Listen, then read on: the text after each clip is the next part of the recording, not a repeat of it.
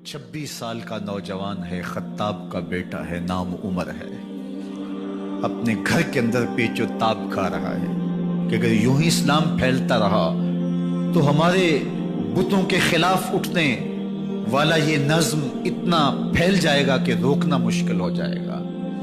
आबाओ अजदाद की कहानियां खत्म हो जाएंगी। ये एक नया दीन ऐसे पनपता रहा तो फिर उसको रोका नहीं जा सकेगा। कौन रोके? दिल में ख्याल आया इसका एक ही हल है कि बानी इस्लाम की जिंदगी का चिराग गुल कर दिया जाए। लेकिन ये इतना बड़ा काम कौन करे? सोचा खुद करूंगा। उठती जवानी और ये पहलवानी का जमाना था उमर बिन खत्ताब का। आज़ा में तवानाई, तबीयत में जोश, तलवार हमाइल की। दोपहर के वक्त ख्याल आया तो कड़कती दोपहर में चल पड़े। सनसान गलियां हैं, सख्त गर्मी है, लोग दीवारों से लग के चलते हैं अगर कोई किसी को किसी मजबूरी के तहत कहीं जाना भी पड़े। लेकिन ये मस्त हाथी की तरह अपने इरादे को अमली जामा पहनाने के लिए घर से निकल पड़ते हैं और इस अंदाज से तलवार हमाइल किए हुए आगे बढ़ रहे हैं। नईम बिन अब्दुल्ला आगे से आ रहे थे। आंखों में उतरा हुआ नशा देखा, कहानी समझ गए। ये भी मुसलमान हो गए थे लेकिन अभी ईमान जाहिर नहीं किया। कहा उमर किधर के इरादे हैं? कहा बानी इस्लाम का चिराग बुझाने जा रहा हूं। ये रोज रोज की कहानी खत्म करने जा रहा हूं। आज हमजा ईमान लाए हैं, कल कोई और आ जाएगा, फिर इस तहरीक को रोकना मुश्किल हो जाएगा। नईम बिन अब्दुल्ला मुस्करा के बोले घर की खबर ली है? कहा क्या हुआ मेरे घर को? कहा तुम्हारी बहन फातिमा भी उस मोहम्मद की गुलाम बन गई है, तुम्हारा बहनोई सईद बिन जैद भी उसका नौकर बन गया है। बस बिफर गए। वो जो गुस्सा था वो इधर मुंतकिल हो गया, बहन के घर का रुख किया। जब दरवाजे पे पहुंचे तो अंदर से कुरान पढ़ने की आवाज आ रही है। जो कहा गया था, जो सुना था, उसका यकीन पैदा हो गया। जोर जोर से दरवाजे को खटखटाने लगे। बहन ने देखा कि भाई है, जो कुरान पढ़ रहा था उसको छुपा दिया और खुद दरवाजा खोला। बस पीटना शुरू कर दिया, मार मार के सर फोड़ दिया, खून बह रहा है। जब सर फट गया तो फातिमा बिनते खत्ताब बोली उमर तुम खत्ताब के बेटे हो, मैं भी खत्ताब की बेटी हूं। सुन लो, मोहम्मद का दामन नहीं छोड़ो, जो करना है करो। जब ये तेवर देखे तो उमर की हैरत इंतहा को छू गई। ये कौन सी कुव्वत है जिसने एक औरत के अंदर ये जज्बे रख दिए? कहा अच्छा बताओ तुम क्या पढ़ रहे थे? कहा तुम नापाक हो, तुम्हें नहीं दूंगा। कहा कैसे दोगी? कहा पहले गुस्ल करो। उमर गुस्ल कर रहा है। सौदा लेने के लिए बाजार गए, हाथ उसके बिके जिसके खरीदार गए। उमर गुस्ल कर रहे हैं। गुस्ल करके बाहर आए तो बहन कुरान ले आई। वो खजूर की छालें, वो चमड़े के ऊपर लिखा हुआ कुरान सामने रख दिया। उमर पढ़ रहे हैं ताहा मा अंज़लना अलैकल कुरान लितश्का। 14वीं के चांद महबूब, कुरान इसलिए नाज़िल तो नहीं किया था कि तुम मुशक्कत में ही पड़ जाए। महबूब रहमत के दरवाजे खुल रहे हैं, करम नवाजियां होने वाली हैं। उमर पढ़ते गए, आंखों के बंधन टूट गए, आंसू आने लगे, टप टप आंसू गिरने लगे। उमर रो रहे हैं, बदन कांप रहा है। आए किस इरादे से थे, अब हालत क्या हुई जा रही है। अपनी बहन से कहा, बहनोई से कहा, जिस दर के तुम गुलाम हुए हो कभी मैं भी उस दर का गुलाम नहीं हो सकता। उमर की कहीं उम्र ना बर्बाद हो जाए, मुझे उस चौखट पे ले चलो। कहा चलो हम उस दहलीज पे ले चलते हैं। तलवार उसी तरह हमाइल की हुई है, हुजूर दारे अरकम में है। ये इस्लाम की पहली दरसगाह है, हजरत अरकम का घर। मुसलमानों की तादाद बहुत थोड़ी, यहाँ छुप करके दीन सीखते हैं। हुजूर भी वहां तशरीफ फरमा थे, बाकी असहाब भी वहां तशरीफ फरमा थे। हजरत मेरे हमजा भी वहां थे। दरवाजे की दर्जों से देखा कि उमर आ रहे हैं, तलवार भी हमाइल की हुई। सहाबा ने कहा उमर आ रहे हैं। मेरे हमजा ने कहा कोई परवाह नहीं, आने दो। अच्छा इरादा हुआ तो खुश आमदेद कहेंगे, इरादा अच्छा न हुआ उसकी तलवार से गर्दन काटूंगा। अल्लाह अकबर। जब दरवाजा खोला तो दो सहाबा ने बाजुओं से पकड़ लिया, कंधों से। حضور نے فرمایا کندھے چھوڑ دو، کندھے چھوڑ دیے گئے۔ آقا کریم علیہ الصلوۃ والسلام نے ان کے گلے کے اندر جو کپڑا تھا اس کو پکڑ کے جھٹکا دیا، اسلم عمر، عمر اسلام لاؤ، اللہ اکبر۔ اور ساتھ حضور نے حضرت عمر کے دل پہ ہاتھ رکھے، اللہم اہد قلبہ، اللہ عمر کے دل میں ہدایت ڈال دے۔ بس یہ جملہ کہنے کی دیر تھی اور حضور کا ہاتھ پھرنے کی دیر تھی، اندر سے کفر دھلتا چلا گیا۔ اور عمر نے کہا اشہد اللہ الہ الا اللہ واشہد انک رسول اللہ۔ جب یہ پڑا کلمہ تو حضور کی زبان سے بے ساختہ نکلا اللہ اکبر، اور صحابہ نے بھی اللہ اکبر کہا، اور اس زور سے کہا کہ مکے کی گلیاں گونجنے لگی۔ اب عمر ایمان لانے کے بعد حضور کی خدمت میں حاضر ہو کے عرض کرتے ہیں حضور کیا ہم حق پہ نہیں ہیں؟ فرمایا ہم حق پہ ہیں۔ اللہ کا دین سچا نہیں ہے؟ فرمایا اللہ کا دین سچا ہے۔ کہا کہ آپ اللہ کے سچے نبی نہیں ہیں؟ فرمایا میں اللہ کا سچا نبی ہوں۔ تو فرمایا پھر ہم چھپ کے نماز کیوں پڑھیں؟ کہا کہ عمر تم جانتے ہو حکمت ہے، اتنے جو ہے وہ ہماری تعداد نہیں، اور کفار کا جور و ظلم و ستم۔ عرض کی حضور ہم کعبۃ اللہ میں جا کے نماز پڑھیں گے۔ مسلمانوں کی دو صفیں بن گئی، ایک صف کی قیادت امیر حمزہ کر رہے ہیں، ایک صف کی قیادت حضرت فاروق اعظم کر رہے ہیں، درمیان میں حضور چل رہے ہیں، اور روایات میں آتا ہے حضرت عمر چلتے جاتے ہیں اور ساتھ لا الہ الا اللہ پڑھتے چلے جا رہے ہیں۔ اور پھر جا کے وہاں پہنچے تو وہاں جو صنادید قریش تھے ان پر سختہ طاری ہو گیا۔ حضرت عمر رضی اللہ تعالیٰ عنہ جب ایمان لائے تو آپ نے ایک ایک کافر کے گھر کے دروازے پہ کھڑے ہو کے کہا، جب کوئی بھی شخص مسلمان ہوتا تو کفار اس کو مارتے، زود و کوب کرتے، ظلم کرتے، ستم کرتے، گھسیٹتے بازاروں میں، لیکن حضرت عمر ایمان لائے تو ایک ایک شخص کے دروازے پر کھڑے ہو کر کے کہا کہ تم کمزوروں کو مارتے تھے، میں تمہیں بتانے آیا ہوں میں محمد عربی کا نوکر بن گیا۔ بلکہ آپ نے اعلان کیا جس نے اپنی بیوی کو، بیوہ اور بچوں کو یتیم کروانا ہو اور اپنے ماں باپ کی کمر کو جھکانا ہو وہ عمر کے مقابلے میں آئے۔ اللہ اکبر۔ زنیرہ نامی ایک خاتون تھی، بہت کمزور، راوی کہتا ہے کہ اس کی ہڈیوں میں گودا نہیں تھا، عشق رسول تھا، اور اس کا ظالم آقا اس کو مارتا ہے، اور جب مار کے تھک جاتا ہے ادھر سے عمر آ رہے ہیں، یہ اسلام لانے کے پہلے کی کہانی ہے، ادھر سے عمر آ رہے ہیں تو اس نے کہا عمر تم جوان آدمی ہو تو یہ چھوڑتی نہیں ہے اپنے نبی کا نام، ذرا تم آؤ۔ تو عمر کوڑا پکڑ لیتے اسے مارتے مارتے تھک جاتے ہیں تو پانی پینے لگتے ہیں، تو کہتے ہیں مجھے تیرے پہ ترس نہیں آیا لیکن میں ذرا پانی پینے لگا ہوں، اور پھر گلے کے اندر کپ ڈال کر کے کوڑا اس کی رسی کو بل دیتے ہیں اور اس کی آنکھیں باہر نکل آتی ہیں، اور کہتے ہیں بلا اپنے نبی کو جو تیری آنکھوں کی بینائی واپس کرے۔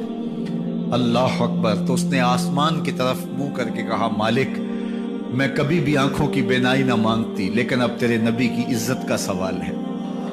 آنکھوں کی بینائی واپس ہو جاتی ہے۔ زنیرہ کو بڑا مارا۔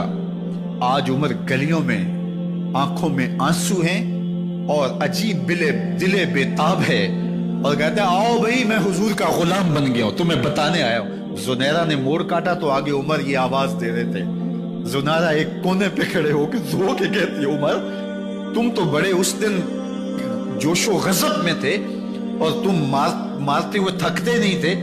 تو عمر نے کہا زنیرہ اس دن میں نے دیکھا نہیں تھا، اب میں محمد عربی کو دیکھ آیا ہوں۔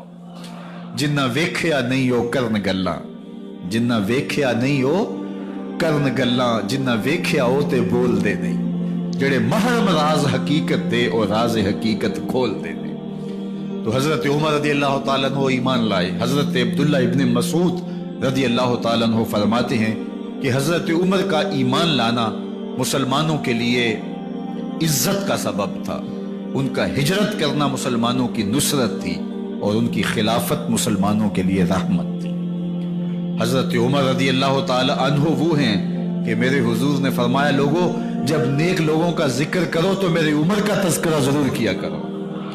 میرا عمر وہ ہے کہ جب وہ ایک جگہ ایک سمت سے آ رہا ہو، ایک گلی اور بازار سے آ رہا ہو تو شیطان بھی آ رہا ہو، عمر کو دیکھ کے راستہ تبدیل کر لیتا ہے۔ حضرت عمر رضی اللہ تعالی عنہ کی طبیعت کے اندر جو جاہ و جلال تھا، طبیعت کے اندر جو سختی تھی، وہ اسلام کے اندر آ کر بھی قائم رہی۔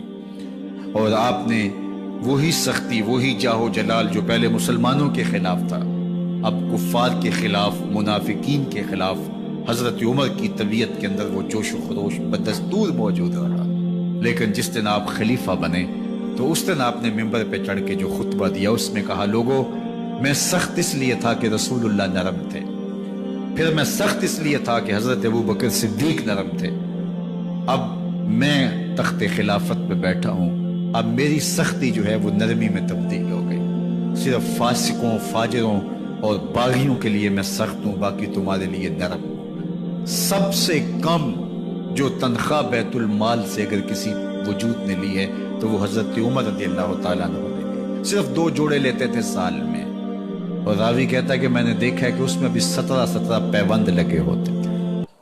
حضرت عمر رضی اللہ تعالیٰ عنہ کا طرز زندگی، آپ کا انداز معاشرت اور آپ کا انداز خلافت، ہر لمحہ آپ کی زندگی کا اٹھا کے دیکھیے کتنی مرتبہ قرآن حضرت عمر کی رائے کے مطابق نازل ہوا ہے۔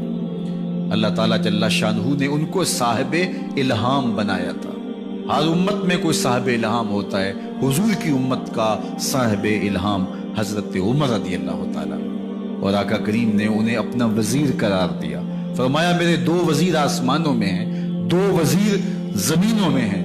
آسمانوں کے وزیر ابو جو ہے وہ جبرائیل اور میکائیل ہیں، اور زمین کے وزیر ابو بکر اور عمر ہیں رضی اللہ تعالی عنہما۔ تو اللہ تعالیٰ جل شانہ نے حضرت سیدنا صدیق اکبر کے بعد حضرت سیدنا عمر بن خطاب رضی اللہ تعالیٰ عنہ سے جو کام لیا، مختصر دور خلافت کے اندر 10 سال 6 ماہ 4 دن آپ نے خلافت فرمائی ہے، لیکن کہاں سے چلے اور یہاں مکران تک، بلوچستان کا حصہ ہے، یہاں تک آپ کے سلطنت کی حدود وسیع، ادھر آرمینیا تک جا پہنچے، حمص فتح کیا، قادسیہ، یرموک۔ آپ ذرا دیکھیے کہ کہاں تک آپ کی فوجوں کے گھوڑے دوڑتے رہے، اور اللہ تعالیٰ جل شانہ نے ان کو جو توانائی، عدل و انصاف کی قوت عطا فرمائی۔ اللہ اکبر، جب زمین پہ عدل کیا ہو تو زمین بھی حکم مانتی ہے، اور حضرت عمر وہ تھے جن کا حکم ہوائیں بھی مانتی تھی، زمین بھی مانتی تھی، جن کا حکم جو ہے وہ آگ بھی تسلیم کرتی تھی اور دریا بھی ان کا حکم مانا کرتے تھے۔ مصر کے اندر رسم بد جاری تھی، یہ رسم بد جاری تھی کہ سال کے بعد 1-2 شیزہ کو زیورات پہنا کے اچھے لباس میں ملبوس کر کے دریا کی بھیڑ چڑھایا جاتا، اس کی قربانی دی جاتی، اس کا خون بہتا تو دریا چلتا۔ جب اسلام مسلمانوں نے مصر فتح کیا تو گورنر نے لکھا کہ اسلام تو اس طرح کی رسوم کی اجازت نہیں دیتا، لیکن خشک سالی ہے، لوگوں کی فصلیں ویران پڑی ہے، تو حضرت کیا کیا جائے؟ تو حضرت عمر رضی اللہ تعالیٰ عنہ کو جب قاصد آ کے پیغام دیتا ہے تو کاغذ کے ٹکڑے پہ لکھتے ہیں بسم اللہ الرحمن الرحیم، مصر کے نیل کی جانب عمر کا خط لکھتے ہیں، اے نیل اگر تو اللہ کے حکم سے چلا کرتا ہے تو چل، ورنہ ہمیں تیرے چلنے کی کوئی حاجت نہیں ہے۔ اور قاصد کو کہا یہ خط لے جاؤ اور جا کے دریائے نیل میں پھینک دو۔ قاصد جا کے خط دریائے نیل میں پھینک دیتا ہے، پانی آتا ہے، ایسا دریائے نیل چلا 14 صدیاں ہوئی ہیں آج تک کبھی بند ہی نہیں ہوا۔ دریا حکم مانتے، آگ نکلتی ہے۔ لوگ حضرت عمر رضی اللہ تعالی عنہ کے پاس آئے، حضرت لاوا پھوٹا ہے، آگ نکل رہی ہے اور مدینے کی طرف بڑھ رہی ہے، اب کیا کیا جائے؟ فائر بریگیڈ تو زمانے میں تھی نہیں۔ عمر نے اپنی قمیض اتاری، جس قمیض پہ 17 پیوند لگے ہوئے تھے چمڑے کے، کہا یہ قمیض لے جاؤ، جدھر آگ بڑھ رہی ہے آگے ڈھالنا، آگ پیچھے بھاگ جائے۔ زلزلہ آتا ہے تو زمین پہ دھڑا مارتے ہیں، زمین رک جا، کیا عمر نے تیری چھاتی پہ عدل نہیں کیا ہے؟ تو یہ عمر ہے رضی اللہ تعالی عنہ کہ جن کے انصاف کی وجہ سے، جن کے عدل کی وجہ سے اللہ تعالیٰ کی رحمات اور اس کی برکات کا نزول ہوتا تھا، اور اللہ تعالیٰ نے مسلمانوں کو وہ آبرومند حکومت دی۔ کائنات کی تاریخ کے اندر ایسی حکومت آپ نے نہیں دیکھی ہوگی جو حضرت عمر نے حکومت کی ہے۔ اللہ اکبر۔ فرمایا फुरात के किनारे पे एक कुत्ता भी प्यासा मर गया तो इसका हिसाब भी उमर से होगा। जब इतने इलाके फतह हो गए तो एक दिन हजरत उमर बैठ के रो रहे थे, तो किसी ने कहा हजरत रो क्यों रहे हैं? फरमाया कि मैं इसलिए रो रहा हूं कि फलां पुल से बकरियां गुजरी हैं, तो पुल के अंदर शिकस्तगी थी, टूटा हुआ था पुल दरमियान में कुछ, उसमें एक बकरी की टांग टूट गई है, तो मैं डरता हूं कहीं उसका हिसाब ना लिया जाए कि मेरा रब ये ना पूछे कि उमर तूने पुल सही तामीर नहीं करवाए थे कि एक बकरी की टांग क्यों टूटी है। ये है हजरत उमर रदी अल्लाह ताला अन्हो। अल्लाह अकबर। हजरत सैयदना उमर रदी अल्लाह ताला अन्हो की पूरी जिंदगी आप देख लीजिए। आप दिन को घर में बैठते हैं, दरबार खिलाफत में बैठते हैं, और आपका दरबार खिलाफत क्या है? कोई आली नस्ब महल नहीं है, मस्जिद नबवी का सेहन है। वहां बैठ के फैसले हो रहे हैं। बाहर से सफीर आता है और आके पूछता है कि मैं अमीरुल मोमिनीन के, मुसलमानों के हुक्मरान के दारुल अमारा में महल में जाना है, तो वो मुस्करा के कहते हैं हमारे अमीर का तो कोई महल नहीं है। कहा कहाँ है तुम्हारा अमीर? कहा मस्जिद नबवी में होगा या बैतुल माल के ऊंटों की देखभाली कर रहा होगा, उनकी देखभाल में लगा होगा।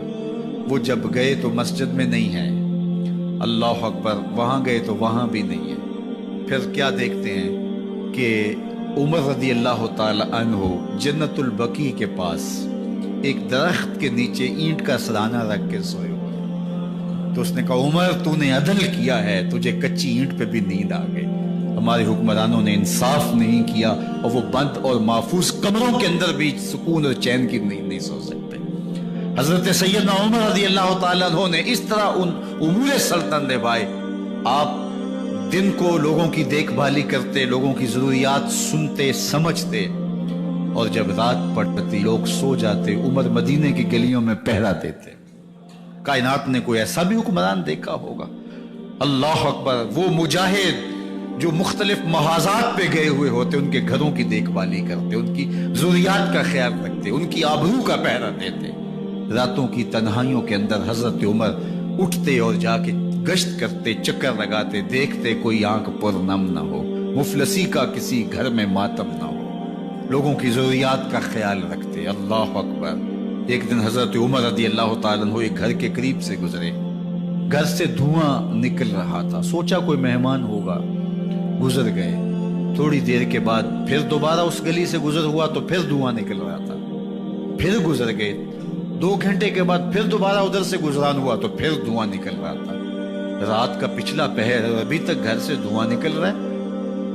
उमर रज़ी अल्लाह ताला अन्हु ने दरवाजे को खटखटाया। अंदर से खातून की आवाज है, इस वक्त कौन है? का एक मुसाफिर हूं, पूछना चाहता हूं तुम्हारे घर से धुआं क्यों निकल रहा है रात के इस पहर? कहा तुम्हें इससे क्या गरज? कहा नहीं मुझे तशवीश हुई है। तो उसने कहा उमर की जान को रो रही हूं। हजरत उमर रज़ी अल्लाह ताला अन्हु ने कहा क्या हुआ?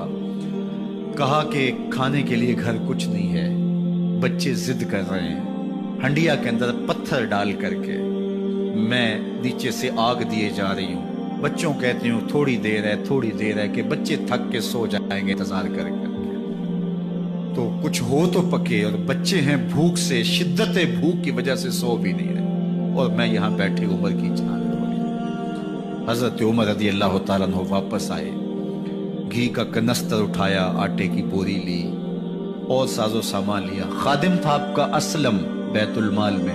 उसने हजरत ये सब कुछ मैं उठा लेता हूँ। कहा हशर के दिन मेरा बोझ उठाओगे? कहा नहीं वो तो आपको उठाना होगा। कहा उमर को आज खुद ही उठाने दो। और उठा के उनके घर आए और घर आके उनको सब कुछ दिया।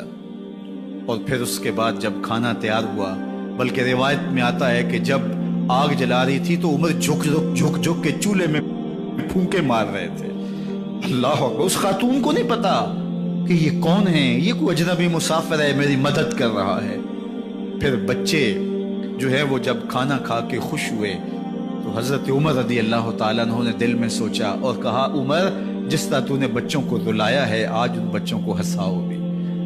तो बच्चे बैठे हैं तो उमर कभी इधर जाते हैं कभी उधर जाते हैं। जिस तरह बच्चों को खिलाने के लिए जो है वो घुटनों के बल और हाथों के बल लोग चलते हैं, हजरत उमर यूं चलते हैं और वो बच्चे मुस्कराते हैं। जब बच्चे हंसने लगे, खाना खा चुके, उमर اس خاتون سے مخاطب ہو کے کہتے ہیں بہن دیکھ عمر کی بڑی مجبوریاں ہیں، فسطاط، یرموک، کہاں کہاں آرمینیا، کہاں کہاں سرحدوں پہ محاذ پہ لوگ موجود ہیں، ان کی دیکھ بھال کرنی، امور خلافت، کیا کیا معاملے ہیں، تنہا اکیلے بیچارے کی جان ہے، وہ نہیں خیال کر سکا، چل تو اسے معاف کر۔ وہ بہن کہتی ہے تو اتنی ہمدردی کیوں کرتے عمر کی؟ نہیں، میں عمر کو معاف نہیں کروں، کل قیامت کے دن میں اللہ کے حضور عمر کا گریبان پکڑوں گی، تو دوسرے علاقے فتح کرتا تھا، میری خبر ہی نہیں تھی۔ اللہ اکبر۔ جب یہ بات کی تو عمر چیخیں مار کے رونے لگے اور ہاتھ جوڑ کے کہنے لگے بہن یہ تمہارے سامنے ہی تو عمر کھڑا ہے، یہ حضرت عمر تھے رضی اللہ تعالیٰ عنہ، اور اللہ کے محبوب علیہ الصلوۃ والسلام کے خلیفہ راشد، دوسرے خلیفہ، 10 سال 6 ماہ اور 4 دن آپ نے خلافت کی۔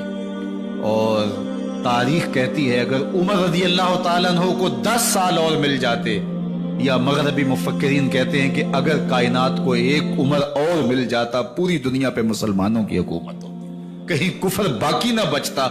لیکن بد باطن لولو فیروز نامی ایک مجوسی غلام نے نماز فجر پڑھتے ہوئے حضرت عمر بن خطاب رضی اللہ تعالیٰ عنہ پہ حملہ کیا، زہر میں بجھا ہوا خنجر آپ کے جسم میں سرایت کر دیا۔